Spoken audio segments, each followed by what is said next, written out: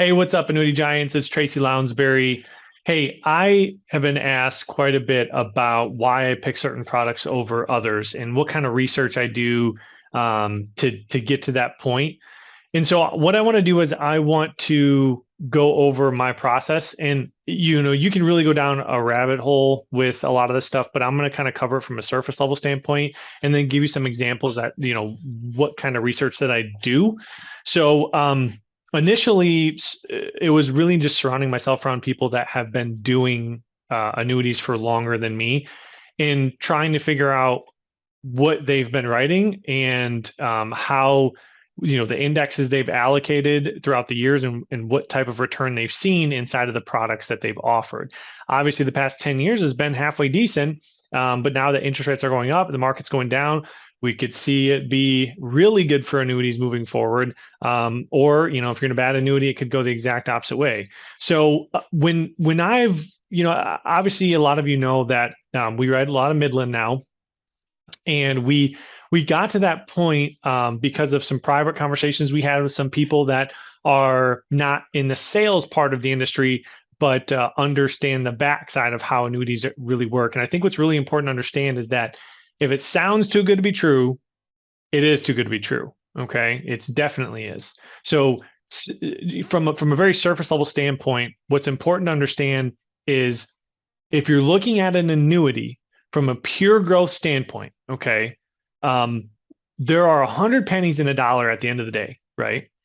And when you look at indexes being offered, if they have fees coming out of them or spread charges, that might not necessarily be bad. I don't like fees personally, but spreads might not be bad. And the reason why is if you guys don't know what a spread is a percentage that the annuity company takes before you're credited anything. And if it's a good annuity company, hopefully, their profit margin out of that's small, but they're trying to cover options cost with it, right?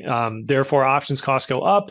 They can increase their spread to cover that. And normally that is kind of a wash because higher options cost normally means the market's doing better anyways. So when I'm doing my research, the first thing I look at is which product out there doesn't have a fee or has a very low fee or a very low spread charge. I personally don't like fee-based products. I think if you could find an annuity without a fee, it's just that much more powerful. Because if you think about it, annuities are designed to be bond alternatives. They're designed to do that, average annuity is going to do between 4 and 6%, right? When you add a 1% fee in there, percentage-wise, 1% out of a 6% return, that's a huge chunk that you're taking away from somebody, especially compounding over the years. So if I can get my 4 or 6% or more without a fee, it puts me above everybody else. Another bit of research that we do is how long has that annuity company been offering that specific annuity for, right? The longer that specific annuity has been around, a lot of times, or if they released that annuity or came out with that annuity and it was there for a while, that says a lot about a company. Now, it doesn't necessarily mean it's good. It doesn't necessarily mean it's bad, but history is at least something that we can track some data on. Obviously, it changes. Markets are going to change. Products are going to change. They're going to develop differently. Therefore, they do come out with new products every so often. That's totally fine. I'm all about that. But the driving force behind an annuity and the performance always comes back down to the indexes being used. If you're, and we're talking about indexed annuities here. That is how your annuity is going to grow. If you can get rid of all the fluff, meaning getting rid of the super high participation rates that you're going to see in a hybrid index, and just stick with very basic S&P based strategies, not just S&P, but S&P DRC or low volatility or whatever. What you're going to find is that those might cost more, so your participation rates might be lower or spread charges might be higher, but statistically, it's going to perform better using a group of S&P based indexes than any type of hybrid index. So it's hard for me to say certain details because I got a lot of this stuff from some private people that, let's just say, I would trust them over anybody else in the industry, and because they're not in the sales side of it, they're in the other side of it. So why would they feed me wrong information? It's their job to be kind of a critic and make sure they're putting out good information. So when we talk with people like that, what we find is we get some really great history as to what certain companies have done. And when you look at an index and annuity, you can almost tell that it's some index that's just made up just to make that annuity company look good. And we call those hybrid indexes. And I'm going to show you some of them here, and it might shine a light. Okay. So I'm going to go ahead and share my screen. And I'm going to go ahead and let's see here. I'm going to go to, just give me 1 second here. Go here. Okay, so I'm going to pull up a couple here that you guys may recognize, and that's totally fine. So this one that I'm pulling up, if you look in the top left, this is the Silac Denali 10, okay? So the Silac Denali 10 is known for having the Credit Suisse index that illustrates fairly high, definitely double-digit returns in the illustration, okay? So if I go here, and there's obviously other indexes in here, but if I go to the S&P, or I'm sorry, the Credit Suisse Raven Pack, it's at 165% participation rate. And I believe that index is illustrating, 10 or 11% or something ridiculous, okay? So let's just take a look at that. What if I just typed that in? Oh, hey, look at that. Here's Credit Suisse Raven Pack.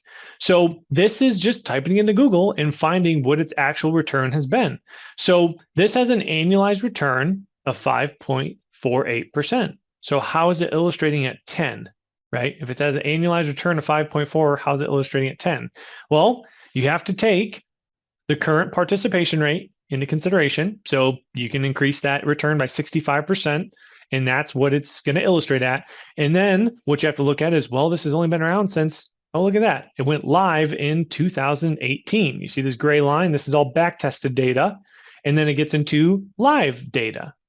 So what they're doing is they're taking all this back-tested data and they're using that to show you. They're using that to show you a hypothetical illustration. But honestly, anything before 2018 is just a bunch of bullcrap.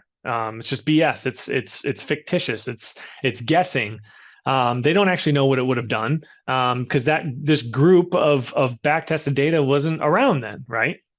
This index wasn't around then. So has it done decent? I mean, yeah, since it went live, it had a 12.2, it had an 8 and a 6.9. That's not terrible. If you would have, if that index would have been inside of Silac and you had a, 140 or 160% participation rate, I think since that index came out, it's been 140 or above in their 10-year product. So if that was the case, you would have seen some decent returns in that annuity. And that index from an annuity or on the annuity data, if you're in Silac or if you're on any other database, it says it's feeless, but the index itself is not. That index itself has a fee on it, and you can actually see if these have fees when you dive into documentation that they have. It'll show you that what is the actual cost of that index. They might not call it a fee, they might call it something else, but there's a fee in it. So not only do the indexes have fees just to buy, but then they have costs associated with them when you buy options inside of the annuity. So remember, guys, there's only 100 pennies in a dollar. So if I'm adding a fee plus options costs plus running a business, how good can that annuity actually do, right? So that's just one example. So let's move on to another example here. So let's move to the next one. So this is Midland. Okay, so this is Midland. I like Midland, but even them, they have hybrid indexes in there. So two that illustrate pretty high is the Fidelity Multifactor and the BlackRock ESG. Well, let's take a look at those. So if I go here, okay, Fidelity Multifactor, here it is right here. Here's its 10-year annualized return of 3.87%. This is, I'm pretty sure in their 2-year is illustrating double digits. Well, this is only showing 3.87%. Huh. It's all about that participation rate that they're getting, right? Oh, wait a minute. This is all hypothetical because this index looks like it went live, let's see here, in 2019. 2019 it went live. So what's it done since 2019? Well, obviously, probably not much over the past 3 years. Yeah, 1.43%. So they can show you this index that illustrates that 10 or 11 or 12% because of current participation rates and then back tested data. But we have no idea what that thing's going to do moving forward, right? We have absolutely no idea. You can guess, you can do a lot of, trust me, I've dove into them. I understand how they're designed, at least some of them, how they rebalance. I do like daily rebalance index. That's kind of nice from a conceptual standpoint. But at the end of the day, this is showing a 1.43% annualized return. That's it over the past 3 years. Where you're getting these big giant chunks is because in this product, their 2-year, it's showing a participation rate of 195%. And then anything over that 1.43 is all back tested data. So that's where you're getting it from. So what does that even mean? It means you can show a client a double digit average, but it means nothing. It literally means nothing. It's all guess. Okay. So let's talk about another one. Here's the Athene Performance Elite. So I think we brought up some with them. Let me see. So the BNP Paribas Index, right here, they're 1 year, 130% par. See if they have a 2-year on here. 2-year, 180% par. Okay. And how long has that thing actually been around for? Oh, look at that. It's been around like not even a year. Hasn't even been around a year. So how do they even know? And that thing I think is illustrating at 8, 9, 10%, something like that. It's done nothing the past year. It hasn't even had a gain in it at all, right? Right. And then I just put some other ones on here. So I wanted to go over some S&P based ones. So this is an index that's found in a couple of products. It is found with Midland. Look at this one. This one actually has, hey, look at that, 10 years of actual history. This has a 10-year annualized return of, holy smokes, 8.39%. That's pretty good for a low volatility index. You see any big drops in there? No, because we haven't really had any huge drops. But year to date, it's only down 3.24%. That's it. Over the past 1 year, it's down 0.15. Why? It's a volatility controlled index. It's designed to control volatility through replacing things like equities with bonds, and there's a lot that goes into it. And so we like these volatility controlled indexes for that reason, but are they going to be massive gainers? No.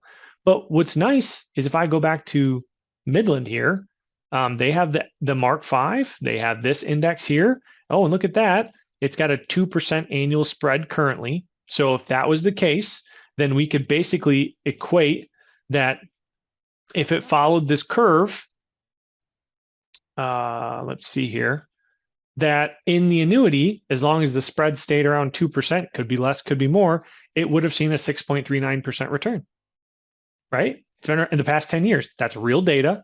And that spread's actually pretty high right now because options costs are kind of high. So we've seen the spread be 0. We've seen the spread be 1. It just depends on the options cost. Could go up. Think of it as if the option cost goes up to 5%, chances are this index is going to do a lot better because normally that means that things are going well, right? So I'm okay with paying a 5% spread if it makes 20%. I'll take a 15% gain all day long, right? With very little risk. So those are the things that we like to see. So this is why we like S&P based indexes because, hey, look at this one. Here's another one. Here's the daily risk control 5%. And there's 10 years worth of data at 5.7%. Oh, and since this is a different type of index, a lot of times what you can do in those is you can get higher participation rates. So if you can keep a higher participation rate, that's just a bonus on top of whatever the index is doing. And that's real data. Oh, wow. Okay, now it's painting a picture. So let's go back into some of these kind of back tested. So this is the CIBC 5. Okay, this is in the Fidelity product. So I think I have them pulled up somewhere. Here's Athene. Here it is, Fidelity. Okay, so let's take a look. The CIBC, I think it's in here. CIBC 5, a 260% participation rate. Holy smokes. What's it actually done? It went live in 2021. So how much data does it actually have? It's got 1 year worth of real data, or 2 years. At 226% par, okay, well, if you had that last year, which you didn't because par rates weren't that high last year, you had a pretty good year. If you would have had that, you would have done 13, 14%, whatever. This year just means you're doing nothing. After this year, what's going to happen? That participation rate is going to go down. Guys, They're all going to go down. All participation rates will go down when this interest rate environment changes. It's going to happen, right? So don't believe all this crazy hypothetical back testing and super high par rates. They're going to end up plummeting, okay? I just saw an Athene 5-year annuity illustrating at 19%. That it should be criminal, by the way. Here is an index that I think will do very well when the market comes back. So this is the CIBC 10. We got a little bit more data on it. Went live in 2019, the middle of 2019. But take a look at the past couple of years. 2019, 25%. Not bad. 2020, 10.17. I'll take it. 2021, 13.26. If I was in a Fidelity product during this time, and I got a higher participation rate in that, or even just 100% par, I'd be a pretty dang happy client. Just 100% par rate in that, even paying a fee over the past, a 10% average over 3 years or more, dude, phenomenal. Obviously, this year, down quite a bit. Why? Because it's not a volatility controlled index. It's pretty, it's pretty volatile. But something like we could see absolutely just knock it out of the park when this recession starts to come back. Hopefully over the next year we hit a big hole and then it starts to come back, maybe a year and a half. Something like this could be a fantastic index to throw some clients' money in, because I'm sure it's made up of a lot of equities, and you could. Yeah, asset class equity. So you could do some research on it and explain it to a client. And Fidelity has some decent products; they're a good carrier, so that could be something I would do. I think to get into the CIBC Asset 10, they only do, looks like 1-year indexes at a 75% par. So even then, you're still, I think if you're doing the math, somebody do the math for me, I think you still would have averaged over 10% the last 3 years. Let's see, is this a fee-based one? Oh, this is a cap or spread. Okay, this is a spread. So this one, that's a pretty huge spread. So this is a 5.9% spread, but you get 150% participation rate. Well, do that math. 150% participation rate over the past 3 years, paying let's just say 6% initially. See if that's better than a cap strategy or just a par rate strategy. You could just do the math and kind of figure that out. The reason why this is here is probably because that's what the options cost is, because it's super volatile. And here's another one. Here's 5% cumulative with 165% participation rate, right? So it's just a math game. It's just a research. Here's the BNP Paribas. I think that's how you pronounce it. This is the NASDAQ FC, which I believe is in the Allianz Benefit Control. I think it's in there. It's in one of these. It might be in the Athene product. Here's a BlackRock one. Okay. Sometimes it's hard to find data on these. So this one has only been around since 2020. Okay. So it's pretty much done nothing. Not much data on it. Here's another one. Here is the PIMCO balanced allocation. This one has been around for, I'm not exactly sure how long this one's been around for, but I know it's not super long. I think a couple years, maybe 3 to 5 years. Right?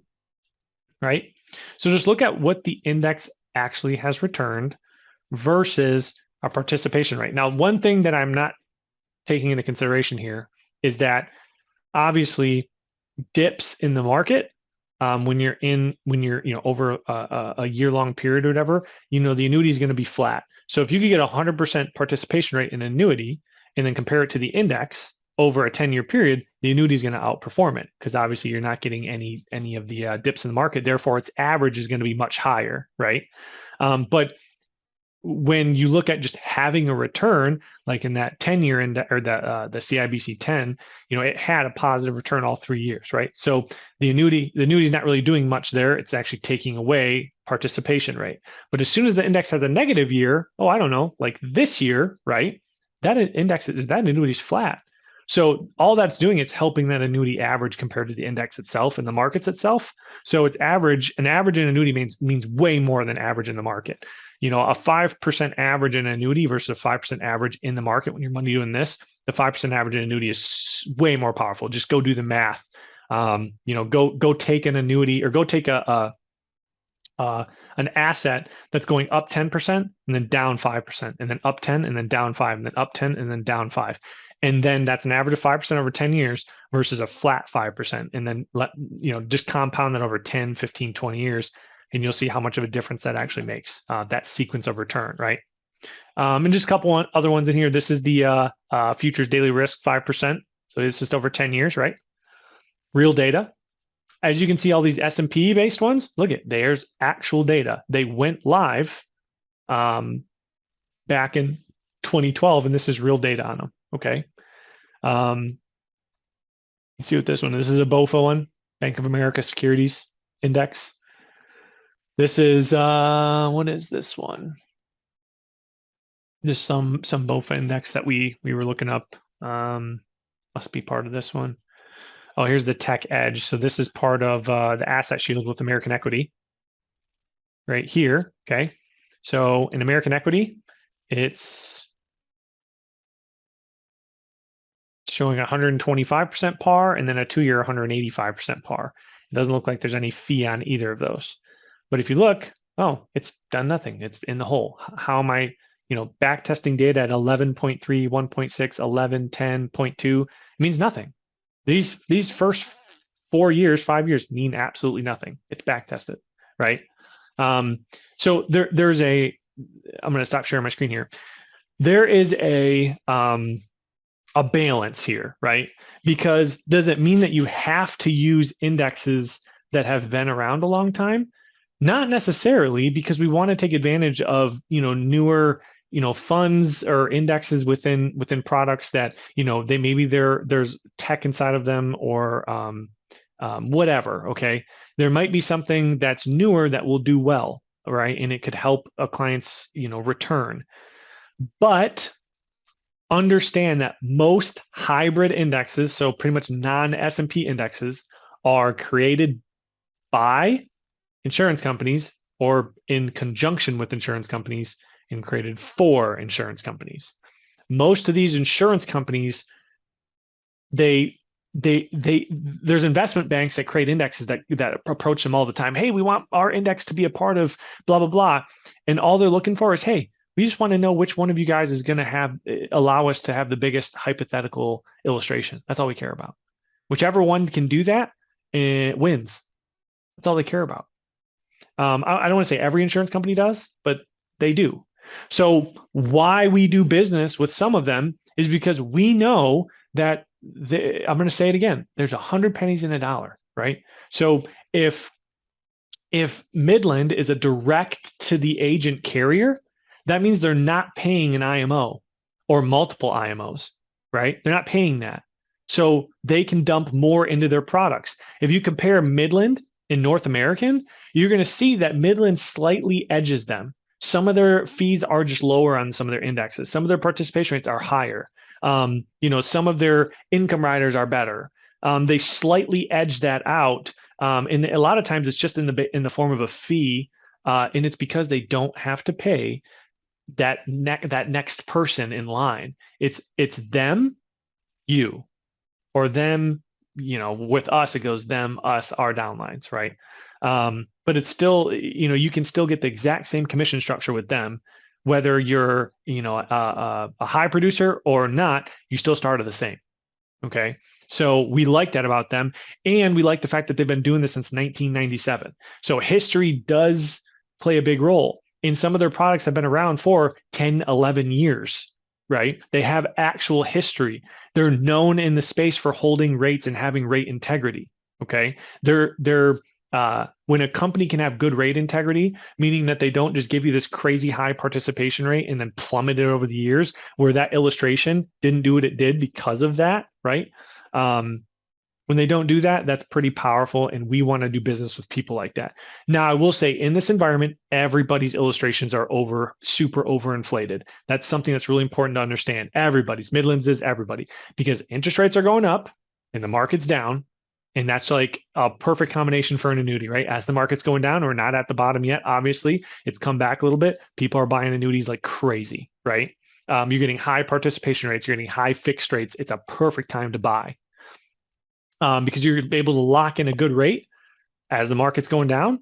And then when it comes back up, You can lock in that rate for a participation rate in an index, and that's where you're going to see some solid performance in a lot of these products.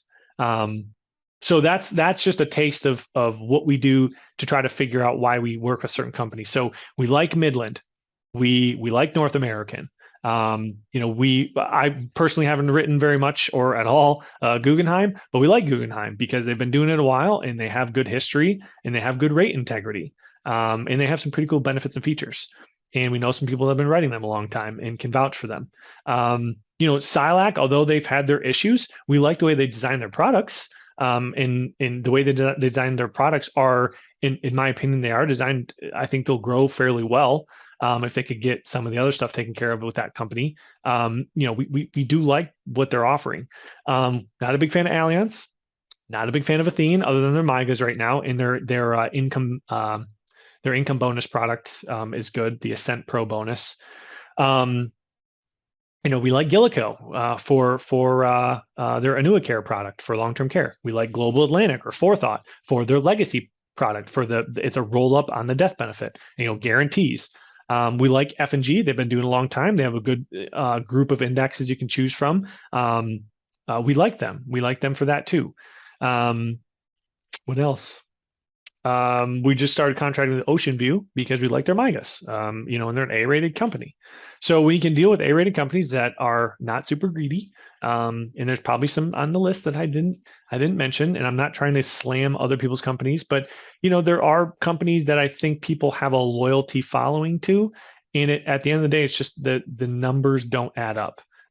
We are not a fan of Nexus products. I will say that out front and for anybody, and I don't care if the owners of Nexus are in here. They're not. I don't think they would waste their time on Facebook, but maybe they are. We don't like Nexus products because why? There are only 100 pennies in a dollar, right? When you're adding a company like a Nexus, right? Now you have the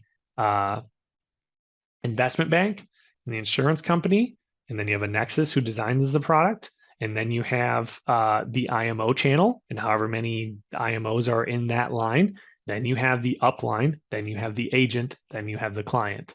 Way too many people there. Okay, there's just way too many. Think what you want about a Nexus.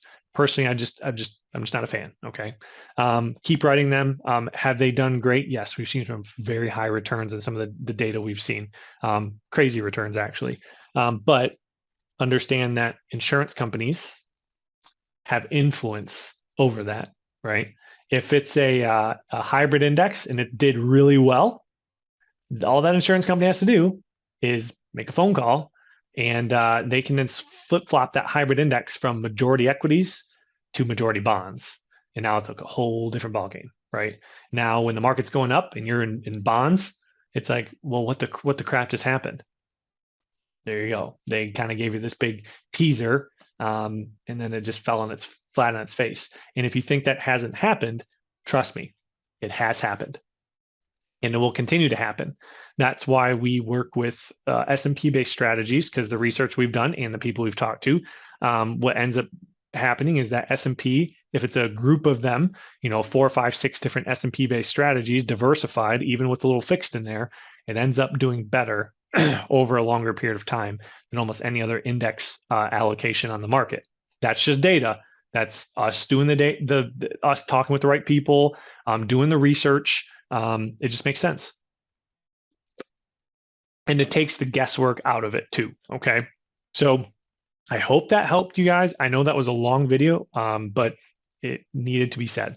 So that's how we get to the companies we deal with. Obviously, service is a big part of it. I'm willing to work through service issues if it's a good product for the client. But so far, the companies we work with have done a good job for us on the service side. Things are a little slow right now if you guys can't tell. But anyways, you guys have a fantastic rest of your night. God bless. We'll see you soon.